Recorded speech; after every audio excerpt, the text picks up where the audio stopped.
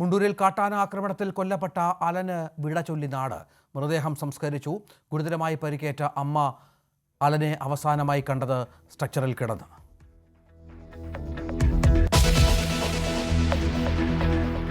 മലപ്പുറത്ത് വീട്ടിലെ പ്രസവത്തിനിടെ മരിച്ച യുവതിയുടെ ഭർത്താവ് അറസ്റ്റിൽ. സിറാജുദ്ദീനെതിരെ നരഹത്യ ചുമത്തി.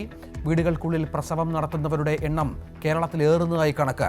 5 വർഷത്തിനിടെ മലപ്പുറം ജില്ലയിൽ മാത്രം വീടുകളിൽ പ്രസവിച്ചത് 1337 പേർ.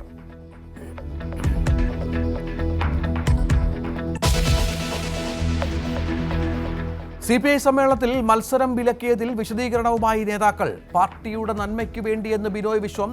കോൺഗ്രസിൽ ഈ വർഷം വിശാല പുനഃസംഘടനയെന്ന് KC വേണുഗോപാൽ. BJPയെ തോൽപ്പിക്കാൻ കോൺഗ്രസുമായി സഹകരിക്കണമെന്ന് MA ബേബി.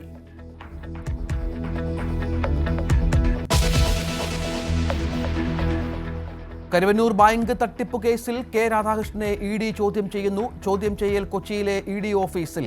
ആവശ്യപ്പെടുന്നതിന് മുൻപ് തന്നെ രേഖകൾ നൽകിയിരുന്നുവെന്ന് രാധാകൃഷ്ണൻ.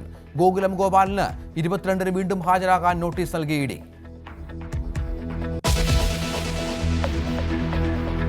ഭാസ്കര കാരണവർ കൊലക്കേസ് കുറ്റവാളി ഷെറിന് പരോൾ അനുവദിച്ചത് ശിക്ഷാ ഇളവ് നൽകാനുള്ള നീക്കം പൊളിഞ്ഞതോടെ. സ്വാഭാവിക പരോളെന്ന് ജയിൽ വകുപ്പ്.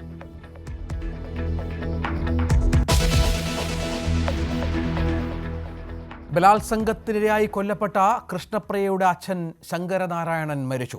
അന്ത്യം വാർദ്ധക്യ സഹജമായ അസുഖത്തെ തുടർന്ന്. മകളെ ബലാത്സംഗം ചെയ്തു കൊന്ന മുഹമ്മദ് കോയയെ ശങ്കരനാരായണൻ വെടിവെച്ച് കൊന്നത് 2002-ൽ.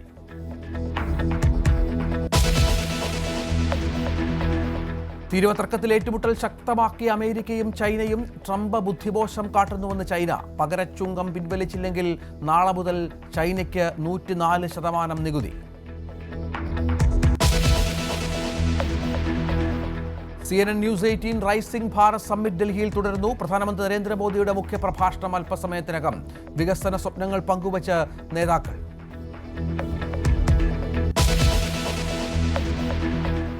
IPL-ൽ ലക്നൌവിനെതിരെ കൊൽക്കത്ത നൈറ്റ് റൈഡേഴ്സിന് 239 റൺസ് വിജയലക്ഷ്യം. മിച്ചൽ മാർഷിനും നിക്കോളാസ് പൂരാനും അർദ്ധ സെഞ്ചുറി. 2ാം മത്സരത്തിൽ പഞ്ചാബ് ചെന്നൈയെ നേരിടും.